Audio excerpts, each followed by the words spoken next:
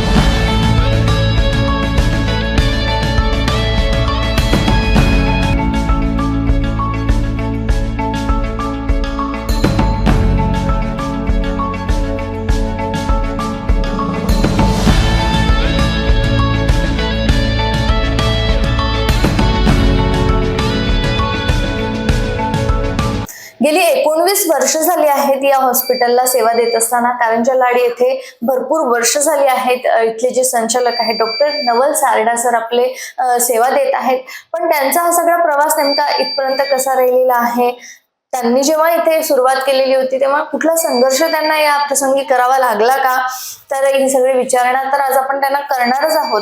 पण त्याच सोबत विठ्ठल चिल्ड्रन हॉस्पिटल मध्ये त्यांना ते इथे काय काय ट्रीटमेंट करतायत किंवा काय काय अद्ययावत सुविधा लोकांना देत आहेत, कारंजा लाड येथील लोकांना, येथील वासियांना ते काय काय अद्ययावत सुविधा पुरवित आहेत, तर याबद्दलही आपण त्यांना आज विचारणा करणार आहोत। सर्वात आधी डॉक्टर नवल सारडा सरांचं आपण आपल्या जीएम न्यूज मध्ये स्वागत करूयात। सर, खूप खूप स्वागत आहे तुमचं आमच्या चॅनलमध्ये। जसं 19 वर्ष झाली आहेत सर आपल्याला इथे सेवा देत असताना, आणि या 19 म्हणायला खूप सोपं आहे, पण 19 वर्ष खूप लांब हा प्रवास आहे। तर हा सगळा प्रवास नेमका कसा गेलेला आहे, आणि जेव्हा आपण कारंजा लाड मध्ये नवीन सुरुवात केलेली होती तेव्हाची परिस्थिती नेमकी कशी होती, आणखीन काही पेडियाट्रिक्स होते इथे?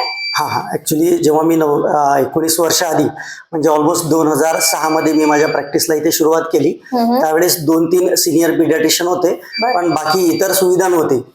आणि सुरुवातीला जेव्हा काम करताना बऱ्याच अडचणी गेल्या, कारण की इथल्या लोकांना खूप जास्त म्हणजे त्याची सवय नव्हती, किंवा इथे काही जरी आजार असलं तर त्यांना लगेच आपल्याला अमरावती किंवा अकोल्याला त्यांना जावं लागत होतं। त्याच्यामुळे जेव्हा आपण त्यांना भरतीचं जरी सांगितलं की बा तुमच्या पेशंटला भरती करावं लागेल, तरी त्यांनी सुरुवातीला त्यांची तयारी राहायची नाही, त्यांना खूप जास्त कन्व्हिन्स करायचं काम पडायचं। पण त्यांच्या मग नंतर लक्षात आलं हळूहळू की बा आपल्याला आता छोट्या छोट्या आजारांसाठी आपल्याला मोठ्या ठिकाणी जायची गरज नाही, किंवा त्याचा इलाज आपल्याच इथे होऊन जात आहे। मग ती हळूहळू हा जो फ्लो आहे, जो अमरावती, अकोला किंवा वाशिम जिल्ह्याच्या ठिकाणी जो जात होता, मग तो इथेच दाखवायला लागला, आणि हळूहळू मग सुरुवातीला प्रॅक्टिसला आपण जे म्हणतो की बाहेर येत गेली। बिलकुल सर, आता काय काय ट्रीटमेंट केली जाते इथे, आणखीन काही म्हणजे आता तुम्ही पेडियाट्रिक आहात, बालरोग तज्ञ आहात, पण या व्यतिरिक्त आणखीन काही ट्रीटमेंट केली जाते? बालरोग संबंधी जेवढेही आजार आहेत, ज्या ज्या आजारांचा इलाज आपल्याला इथे करणं शक्य आहे, जसं जर सर्दी ताप खोकला असेल, निमोनिया असेल, डायरिया, कावीळ किंवा अजून काही जे आजार आहेत ज्याचं ट्रीटमेंट किंवा ज्याचं इन्व्हेस्टिगेशन आपल्या इथे पूर्ण होऊन जाते त्या सर्व रुग्णांचं इलाज आपल्याला इथेच करता येतं. बरं. प्लस जे एकदम लहान बाळ आहे जे कमी वजनाचे असतील, सुरुवातीला तर मी एकदम 800 ग्राम वजन, ज्या बाळाचं वजन फारच कमी होतं, ऍक्च्युली ते नातेवाईक घेऊन जायला पण तयार नव्हते कारण की त्यांची परिस्थिती फार हलाखीची होती. पण तरी त्या बाळाला आपण इथे ठेवलं आणि ऑलमोस्ट एक 40-45 दिवस ते बाळ आपल्याकडे होतं आणि तो सुखरूप त्याचा बाळाचा जो प्रवास, मधात बरेच काय म्हणू आपण त्याला, त्या बरेच प्रॉब्लेम्स होते, पण ते एक प्रॉब्लेम सॉल्व्ह करत तो बाळ चांगला झाला आणि त्याला आपण डिस्चार्ज केलं. तर तेवढे कमी वजनाचे जे बाळ आहेत त्यांना पण आपल्याला आपल्याकडे भरती ठेवता येतं. प्लस ज्या लहान बाळांना कावीळचा त्रास होतो, जॉन्डिस खूप जास्त प्रमाणात असेल किंवा अजून काही न्यूरोनेटल जे काही प्रॉब्लेम असेल, जसं साखरेचं प्रमाण कमी होत असेल, न्यूरोनेटल हायपोग्लायसेमिया किंवा न्यूरोनेटल सीझर, या सर्व रुग्णांचा इलाज आपल्या इथं सहजतेने होऊन जातो. जर खूप जास्त सिरियस असेल किंवा क्रिटिकल असेल पेशंट तर त्यांना मोठ्या आयसीयूची गरज लागतं आणि त्या आयसीयू मध्ये पेशंट मॅनेज करणं हे एकट्या डॉक्टरांसाठी संभव राहत नाही. त्याच्यासाठी पूर्ण टीम वर्क लागतं आणि असं जर पेशंट असेल तर मग त्या पेशंटच्या भल्यासाठी आपल्याला त्याला मोठ्या ठिकाणी शिफ्ट करणं गरजेचं असतं आणि चांगलं पण असतं. म्हणजे त्याचं आपल्याला जे लॉंग टर्म आउटकम आहे ते चांगलं मिळतं. मग अशा पेशंटला आपण पूर्ण फॅसिलिटीज नुसार योग्य त्यांना जे कन्व्हिनियंट असेल अशा ठिकाणी आपण त्यांना शिफ्ट करायचा सल्ला देतो. जसं तुम्ही आता सांगितलेलं आहे की कधी वेळेला ऍडमिट करण्याची वेळ येते आणि जसं तुम्ही सांगितले 40-45 दिवस ते बाळ तुमच्याकडे ऍडमिट होतं, तर यालाच अनुसरून आणखीन काय काय सुविधा किंवा अद्ययावत सुविधा आपण काय काय देते?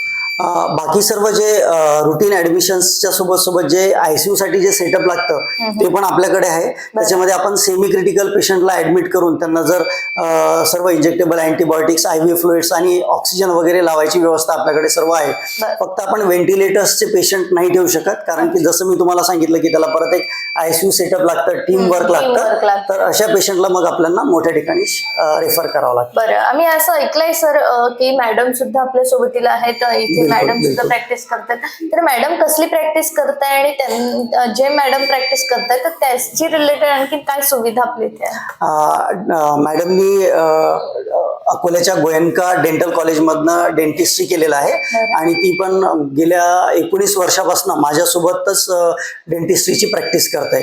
तर डेंटिस्ट्री रिलेटेड जे काही प्रॉब्लेम्स असेल, तुमचं साधं एक्स्ट्रॅक्शन, स्केलिंग पासनं रूट कॅनल, कवडी बसवणे म्हणजे काय म्हणू आपण त्याला कॅप बसवणं वगैरे, या सर्व डेंटल ट्रीटमेंट ज्या अद्यावत ट्रीटमेंट्स आहेत त्या सर्व आपल्या डेंटल डिपार्टमेंटला सर्व होतात. अच्छा, म्हणजे एकाच छताखाली डेंटिस्ट्री पण बिलकुल. तर आता मला सांगाल की सर आता मॅडम सुद्धा तुमच्या सोबत आहे, मॅडमला किती वर्ष झाली आहेत? 19 वर्ष. सेम. त्यांना पण ऍक्च्युली 2005 मध्ये आमचं लग्न झालं आणि 2006 मध्ये मग आम्ही दोघांनी एकत्र प्रॅक्टिस सुरुवात केली. मी डेंटिस्ट म्हणजे वाईफने डेंटिस्ट्रीची आणि मी पिडियाट्रिक्सची. आधी आमचं सेटअप गावामध्ये जुनं जे घर आहे तिथे होतं, ते छोटं सेटअप होतं. ऍक्च्युली तिथे 5 किंवा 6 पेशंटचीच भरती करायची आपली व्यवस्था होती. मग 7 वर्षाच्या तिथल्या प्रॅक्टिसच्या नंतर मग इथे एक अद्यावत बिल्डिंग मध्ये आपण शिफ्ट झालोय, स्थलांतरण झालंय. अच्छा, म्हणजे कारंजा वासियांचा चांगलाच पाठिंबा आतापर्यंत मिळालेला आहे. डेफिनेटली ऍक्च्युली माझं जे एज्युकेशन आहे, शालेय शिक्षण आहे, ते 12वी पर्यंत कारंजामध्येच झालेलं आहे आणि 96 मध्ये मी त्यावेळेस ऍक्च्युली बोर्ड, अमरावती बोर्ड होतं आणि त्या बोर्डामध्ये मी सेकंड मेरिट होतो आणि अमरावती डिव्हिजन बोर्डामध्ये सेकंड होतो आणि डिस्ट्रिक्ट मध्ये मी फर्स्ट होतो. त्यावेळेस अकोला डिस्ट्रिक्ट होतं. तर त्यावेळेसपासून माझं कारंजाशी अटॅचमेंट आहेच आणि ग्रॅज्युएशन यवतमाळ वसंतराव नाईक मेडिकल कॉलेजमधनं झालंय आणि त्याच्यानंतर पोस्ट ग्रॅज्युएशन मी मुंबई KM हॉस्पिटलमधनं करून 2006ला मग इथे प्रॅक्टिसला सुरुवात केली. अच्छा, म्हणजे क्या बात आहे की आपल्या मातीतल्या लोकांना आपल्याला सेवा देण्यामध्ये वेगळाच आनंद असतो ना. Definitely yes. आणि इथे आणि लोकांचा जो सपोर्ट राहतो, त्यांचा जो आपल्याप्रती विश्वास राहतो, तो अजूनच त्या आपल्या सर्व गोष्टींना सक्सेसफुल करण्यासाठी कारणीभूत ठरतो असं मला वाटतं. आणि आता दोघांनी मिळून 19 वर्ष काढली आहेत कारंजामध्ये, 19 वर्षांपासून सेवा देत आहेत. पण यापुढे काही आणखी स्वप्न आहे कारंजा वासियांसाठी? अजून कारंजा वासियांना आपल्याला अजून काय अद्यावत सुविधा देता येईल. प्लस आता गव्हर्नमेंटचे बरेच प्रोजेक्ट आहेत ज्याच्यामध्ये आपलं महात्मा ज्योतिबा फुले जन आरोग्य योजना आहे, ते जर आपल्याकडे सँक्शन झालं तर आपल्याला बरेच जे गरीब पेशंट आहेत ज्यांना ट्रीटमेंट आपल्याला इझिली आणि एकदम ऑलमोस्ट फ्री असतं त्याच्यामध्ये. अच्छा. तर ती आपल्याला सुविधा आपल्या खेड्यापाड्यांच्या गरीब पेशंटला देता यावी यासाठी आपण प्रयत्नरत आहोत. आणि ते जर सँक्शन झालं तर डेफिनेटली ती आपल्या गावासाठी आणि आजूबाजूच्या खेड्यांसाठी जमेची बाजू राहील असं मला वाटतं. नक्कीच आमच्या शुभेच्छा आहेतच तुमच्यासोबत. नक्कीच. तर मला सांगायला लागतं असं की आपण अवेअरनेस कडे थोडंसं वळूया, चर्चेला थोडंसं वेगळं वळण देऊयात. कारण आता जी काही लहान मुलं आहेत त्यांची योग्य ती काळजी आपण कशी घ्यायला पाहिजे, अनेक पालकांचे प्रश्न असतात. आता ऋतू बदल होतोय किंवा वातावरणामध्ये बदल होतोय, मध्येच गरम व्हायला लागते आणि मध्येच पाऊस पडतोय, तर अशा वेळेस अनेक आजारांनी सुद्धा हे जे पालक आहेत ते ग्रासले गेलेले आहेत. तर अशा वेळेस काय काळजी आपण घ्यायला पाहिजे, काय पालकांना तुम्ही यावेळेस सल्ला द्या? मला असं वाटतं की लहान मुलांमध्ये जेवढेही आजार आहे, जनरली सर्दी, ताप, खोकला, उलटी, संडास, स्पेसिफिकली सर्दी, ताप, खोकल्यासाठी जर बोलायचं झालं तर हे प्रामुख्याने मेन रिझन जे आहे ती लहान मुलांची इम्युनिटी. बरोबर. आपण आता पाहतोय की पहिले जे लहान मुलं मैदानी खेळ खेळायचे, तो आता मैदानी खेळाचा कन्सेप्ट कमी झालाय, बंदच झालाय. ऑलमोस्ट घराघरामध्ये जर आपण पाहिलं तर मुले फक्त मोबाईल घेऊन बसतात, मोबाईल पाहतात किंवा टीव्ही पाहतात. तर त्याच्यामुळे त्यांची जी फिजिकल ग्रोथ व्हायला पाहिजे, जी मैदानी खेळामध्ये फिजिकल ग्रोथ होतं, त्यांची ती इम्युनिटी वाढते. ऍक्च्युली ते बाहेर खेळायला गेले तर नॅचरली त्यांची भूक वाढेल, ॲपेटाईट वाढेल. आता आमच्याकडे बरेच पेशंटचे नातेवाईक येतात आणि ते म्हणतात की बाळ जेवणच करत नाहीये, त्यांच्यासाठी काहीतरी द्या. त्याचं मला असं म्हणायचं आहे की सर्व पाल्यांना की त्यांना त्यांच्या अभ्यासाच्या वेळेव्यतिरिक्त जे काही वेळ शिल्लक आहे त्याच्यातलं ऑलमोस्ट 20-25% त्यांनी टाइम आउटडोअर ऍक्टिव्हिटीसाठी, आउटडोअर स्पोर्ट्ससाठी युटिलाइज केलं पाहिजे. त्याच्याने ओव्हरऑल ग्रोथ होईल, मेंटल, फिजिकल, सोशल. ऍक्च्युली बरेच मुलं कसं आहे आता ते एका दुसऱ्यांसोबत बोलायला पण ते लाजतात, कसं स्टार्ट कसं करायचं बोलणं, बरोबर आहे की नाही. तर ते आपसातलं जे बोलणं आहे ते पण कमी झालंय आणि त्याला मेन कारणीभूत मला असं वाटतं की सोशल मीडिया. स्कूलमध्ये सुद्धा असं होत आहे. बिलकुल बिलकुल स्कूलमध्ये होत आहे. बिलकुल. तर आता जसं सरांनी सांगितलेलं आहे की आपल्या घरामध्ये जी लहान बालक असतील तर त्यांना मैदानी खेळ करण्यासाठी आपण प्रोत्साहन दिलं पाहिजे, किंवा बाहेर तरी खेळण्यासाठी आपण त्यांना प्रोत्साहित केलं पाहिजे, जेणेकरून त्यांचे फिजिकल ग्रोथ होईल आणि त्यांना जेवण पण जास्त जाईल आणि बाकीच्या गोष्टींमध्ये सुद्धा ते ऍक्टिव्ह होतील. पण सर अलीकडे हा एक मोठा प्रॉब्लेम आहे की बालकांमध्ये चिडचिडेपणा खूप वाढलेला आहे किंवा जिद्दीपणा हा खूप जास्त वाढलेला आहे. जी गोष्ट पाहिजे ती गोष्ट पाहिजेतच असते. तर अशा वेळेस पालकांनी काय करायला पाहिजे? खरंच या गोष्टीसाठी पालक जबाबदार आहेत का? नाही, मी पालकांना सर्व दोष नाही देणार. ऍक्च्युली मला असं वाटतं की आधी जेव्हा जर आपण 30-40 वर्षामागे जर आपण गेलो तर आपल्या लक्षात येईल की संयुक्त परिवार ही कन्सेप्ट होतं, बरोबर आहे, जॉईंट फॅमिली. प्रत्येक घरामध्ये आजी, आजोबा, दादा, दादी, नाना, हे असे असायचे, बरोबर आहे. काही जरी छोटं मोठं प्रॉब्लेम झालं तर ते प्रॉब्लेम ते सॉल्व्ह करायचे किंवा त्याचं सोल्युशन कसं द्यायचं, काय करायचं, त्याच्यासोबत बोलायचे, गप्पा करायचे, वेळ घालवायचे, त्याचा प्रॉब्लेम समजून त्याला समाधानकारक काहीतरी सोल्युशन द्यायचे. पण आता असं की आता न्यूक्लिअर फॅमिली झाली, हजबंड वाईफ आणि त्यांची मुलं, ते पण आपल्या आपल्या कामामध्ये व्यस्त आहे. जर प्रोफेशनल असतील तर, जॉब करत असतील तर ते ऑलरेडी बिझी आहे. तर त्यांच्याकडे वेळच नाही आपल्या मुलांना द्यायला, त्यांना समजून घ्यायला किंवा त्यांच्या प्रश्नांना उत्तर द्यायला. त्याच्यामुळे ते जे काही प्रश्न करतात ते यांचं काहीतरी जे काही उत्तर असेल ते द्यायचा प्रयत्न करतात, टेम्पररी, म्हणजे परमनंट सोल्युशन निघत नाही, कारण की ते त्यांच्या रशमध्ये आहे. आणि ते मला असं वाटतं की जे क्वालिटी टाइम पॅरेंट्स लोकांनी स्पेंड करायला पाहिजे आपल्या पाल्यांसोबत, ते होत नाही. तो जर टाइम स्पेंड केला तर डेफिनेटली हा जो चिडचिडापण आहे किंवा अजून चिडचिडापणामुळे अजून नवीन नवीन प्रॉब्लेम्स जसं ADHD, attention deficit hyper active disorder जे म्हणतो आपण लहान मुलांमध्ये, तर हे सर्व नवीन आजार उद्भवत आहे. तर सुरुवातीला जर तुम्ही पाहिलं तर हे एवढे आजार नव्हते. इरिटेबिलिटी आहे, भूक लागत नाही आहे, किंवा काय म्हणू आपण अग्रेसिव्ह बिहेवियर, अग्रेशन आहे. बरेच बाळांना हेड बँगिंग म्हणजे डोकं मारतात भिंतीला, ते बरोबर आहे. तर हे these are all behavioural disorders. तर या बिहेव्हिअरल डिसऑर्डर्स साठी बेस्ट ट्रीटमेंट किंवा best solution is spend time with your kids. Spend time with your kids, त्यांच्यासोबत खेळा, त्यांच्याशी बोला. जेवढं काही आपण इंटरॅक्शन जास्त चांगलं करू आपल्या पाल्यांसोबत, जेवढं आपण फ्रेंडली राहू, डेफिनेटली घरचं वातावरण चांगलं राहील आणि ओव्हरऑल लहान मुलांची आपल्या पाल्याची जी ग्रोथ आहे ती चांगलं राहील असं मला वाटतं. म्हणजे सरांनी सांगितलेलं आहे की जर आपल्या घरामध्ये सुद्धा जी लहान मुलं असतील ती खूप चिडचिड करत असतील किंवा खूप अग्रेसिव्ह असतील कुठल्याही गोष्टींच्या बाबतीत, तर आपण त्यांच्यासोबत एक टाइम स्पेंड केला पाहिजे, त्यांना वेळ दिला पाहिजे, त्यांच्यासोबत खेळायला बागडायला पाहिजे, जेणेकरून आपण त्यांच्याशी इंटरॅक्शन जास्त असेल तर त्यांचा जिद्दीपणा किंवा या सगळ्या गोष्टी कमी होण्यामध्ये मदत होईल. तर आता जे मोबाईल एडिक्शनचं प्रमाण वाढलेलं आहे किंवा बिलकुल, काही झालं किंवा बाळ रडायला लागला, मूल रडायला लागलं, तर आपण लगेच त्यांच्याकडे मोबाईल घेऊन गप्प बसवतो किंवा जेवताना मोबाईल देऊन आपण त्यांना जेवू घालतो. तर हे योग्य आहे की अयोग्य, तुम्हीच सांगाल. नाही, डेफिनेटली योग्य तर नाहीच म्हणता येणार. आणि मला असं वाटतं की ही जी मुलांना आपण मोबाईलची सवय कोण लावतोय? आपणच लावतोय ना.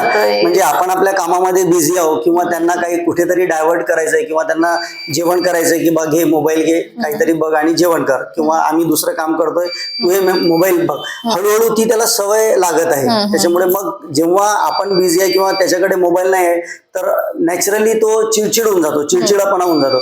तर त्याच्यासाठी आय थिंक की आपण स्वतःच रिस्पॉन्सिबल आहोत. याच्यासाठी एक पर्याय म्हणजे आपल्याला असं करता येईल की जेव्हा आपण घरामध्ये आहोत तेव्हा आपणच मोबाईलचा वापर टाळायला पाहिजे. म्हणजे लहान मुलं कसं असतात, ते सांगितल्याने ऐकत नाही, ते बघतात, ते पाहून अनुकरण करतात, बरोबर आहे की नाही? म्हणजे ते तुमचं ऍक्टिव्हिटी पाहून ते अनुकरण करतात. त्याच्यामुळे मला असं वाटतं की best way to get rid of habit of this mobile जी आहे तुमच्या मुलांची, तर तुम्हीच घरामध्ये वापरू नका. म्हणजे आजच सावधान होणं खूप गरजेचं आहे. आपण जे करू तेच आपलं मूल कळेल आणि आपण ज्या गोष्टीकडे लक्ष दिलं तर त्याच गोष्टीकडे मूल सुद्धा लक्ष देईल. तर आजच आपण आपल्या चुकीच्या सवयी बदलायला पाहिजे, जेणेकरून आपलं मूल जे आहे ते चुकीच्या सवयी करणारच नाही किंवा चुकीच्या सवयी त्यांना लागणारच नाही. तर आता अलीकडे सर एक हँड, फूट आणि माउथ डिसीज जो आहे तो वाढलेला आहे. म्हणजे हातांवरती पुरळ येणे किंवा पायांवरती पुरळ येणे, तोंडावरती पुरळ येणे. तर हा प्रकार नेमका काय आहे, का बरं हे सगळं होतं? ऍक्च्युली हे HFMD म्हणतो त्याला आम्ही, म्हणजे हँड फूट माउथ डिसीज जसं तुम्ही सांगितलं. तर याच्यामध्ये लाल रंगाचे छोटे छोटे पुरळ येतात आणि ते पर्टिक्युलरली जसं डिसीजचं नाव आहे हाताच्या तळव्यांना, पायाच्या तळव्यांना आणि तोंडामध्ये, ओरल अल्सर्स मध्ये, तर तिथे येतात. आणि जनरली हे बरेच लोक गोवर सोबत, जे गोवर आजार असतं त्याच्यासोबत थोडंसं हे करतात, मिसडायग्नोज म्हणा किंवा त्याच्यासारखं त्यांना वाटतं. पण हा एक संसर्गजन्य व्हायरल इन्फेक्शन आहे. जर घरात एकाला झालं तर दुसऱ्या पाल्याला व्हायची संभावना असतं. त्याच्यामुळे अशा कंडिशन जर आपल्या बाळाला झालेलं असेल तर त्याचे कापड, त्याचे पर्टिक्युलरली टॉवेल्स वगैरे शेअर करायला नको आणि थोडंसं आयसोलेशन ठेवायला पाहिजे. खूप काही गंभीर आजार नाहीत, त्याच्यामुळे आपल्याला खूप जास्त घाबरून जायला किंवा काळजी घ्यायची काही कारण नाहीये. सेल्फ लिमिटिंग डिसीज आहे. एक 5-6 दिवसामध्येच तो बरा होऊन जातो. सिम्पटमॅटिक ट्रीटमेंट घेतलं तर ते आराम पडून जातो. तर ओरल अल्सर यामधलाच प्रकार आहे? बिलकुल नाही, हे त्याच्याच आजाराच्या एक लक्षणापैकी एक लक्षण आहे ओरल अल्सर, हे HFMD मध्ये. आणि दुसरं ओरल अल्सर जे आपण ज्याला ऍप्थस अल्सर म्हणतो, that is totally different thing. ते पण खूप मुलांना होतं की पूर्ण वारंवार तोंड येतं.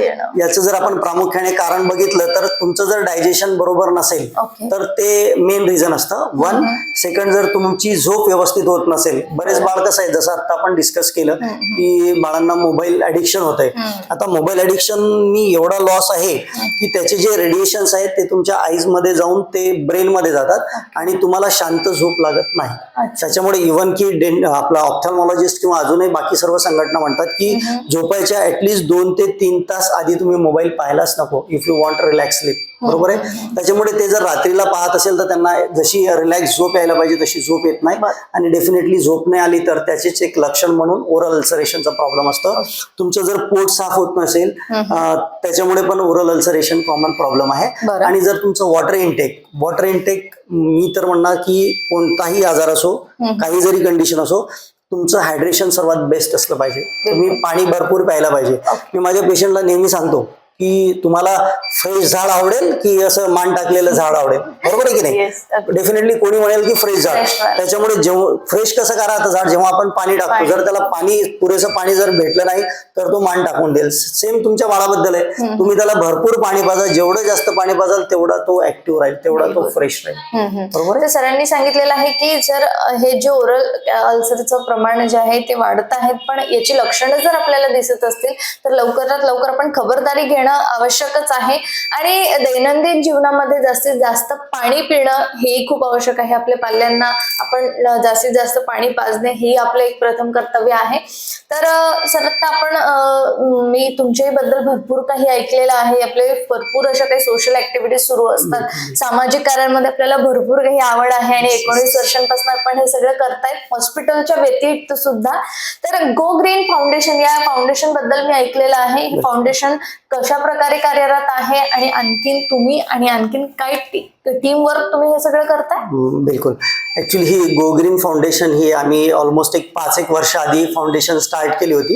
इनिशियली आम्ही 20, 25, 30 लोक मिळूनच ही फाउंडेशन चालू केली.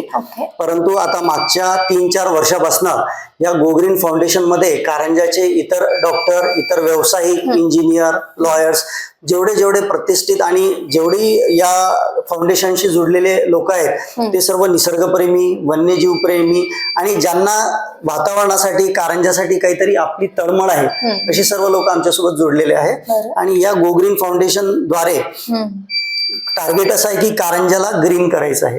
बरोबर आहे.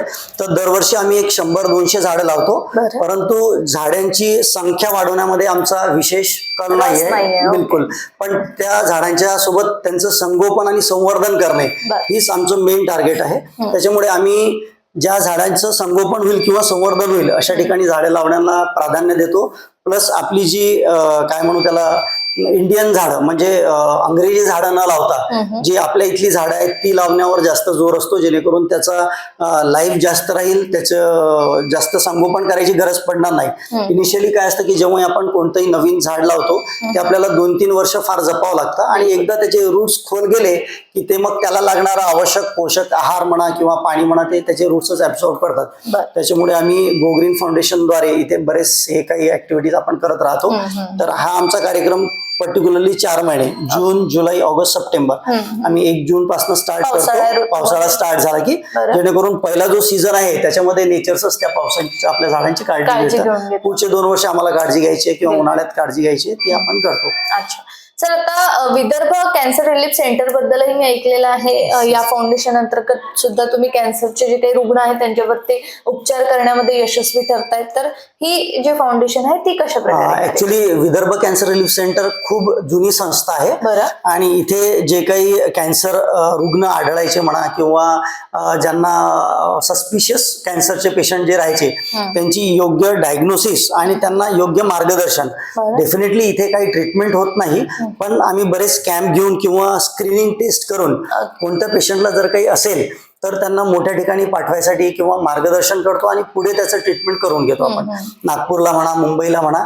तर इथे एक आपली विदर्भ कॅन्सर रिलीफ सेंटर म्हणून एक संस्था आहे, त्याद्वारे आम्ही ह्याच्यामध्ये काम करतो आणि कॅन्सर रिलेटेड बरेच कॅम्प्स आहे ते ऑर्गनाईज करतो. बिलकुल सर, या सगळ्या सोशल ऍक्टिव्हिटीज साठी तुम्हाला काही पुरस्कारांनी सुद्धा सन्मानित करण्यात आलेलं आहे, तर त्या पुरस्कारांबद्दलही मला जाणून घेण्यामध्ये उत्सुकता आहे.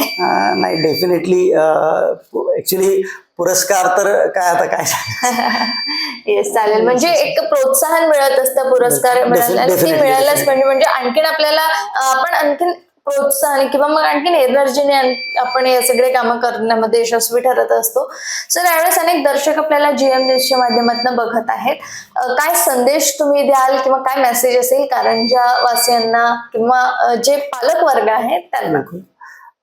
या आपल्या GM चॅनलच्या द्वारे मी जेवढेही पाल्य आहेत त्यांना एवढं सांगू इच्छितो की प्रत्येक मुलगा, प्रत्येक चाइल्ड तो स्पेशल आहे. बरोबर आहे. आणि आपल्याला त्याच्या आवडी निवडी जपायच्या आहे. प्रत्येकाला तुम्ही एकाच कोणत्या तरी गोष्टीसाठी फोर्स करू शकत नाही की तू डॉक्टर हो किंवा तू इंजिनियर हो किंवा तू हे हो. बरोबर आहे. तुम्हाला त्याच्या आवडी निवडी ओळखायच्या आहे आणि अकॉर्डिंगली त्याला तुम्हाला त्या गोष्टीसाठी प्रोत्साहित करायचं आहे. जरुरी नाही एखादा चांगला म्हणजे साधा ज्याची लिखाण कला जरी चांगली असेल तर तो खूप मोठा रायटर होऊ शकतो. बरोबर आहे. तुमच्यासारखं कोणी खूप चांगला अँकर होऊ शकतो. म्हणजे प्रत्येक फील्डमध्ये नॉट नेसेसरी की 2-4 फील्डमध्ये त्याला ज्याची आवड असेल त्याला तुम्ही त्या गोष्टीसाठी प्रोत्साहित करा. एक दुसरं जसं आपण आधी सुरुवातीला म्हटलं की प्रत्येक बाळाच्या फिजिकल, मेंटल आणि सोशल ग्रोथसाठी तुम्ही काम करा. म्हणजे त्याला मैदानी खेळ खेळू द्या, त्याच्या डाएटवर लक्ष ठेवा.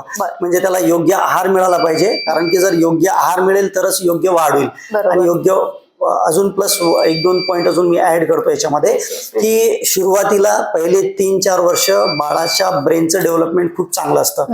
त्याच्यामुळे ह्या 3-4 वर्षाला सुरुवातीला त्याला योग्य डाएट भेटणं खूप गरजेचं आहे. त्याच्यामुळे त्या डाएटकडे तुम्ही लक्ष द्या. त्याचे न्यूट्रिएंट्स, त्याला जर सप्लिमेंट्स काही लागत असेल, कॅल्शियम आहे, आयर्न आहे, ते आपण घ्यायला पाहिजे, ते आपण द्यायला पाहिजे.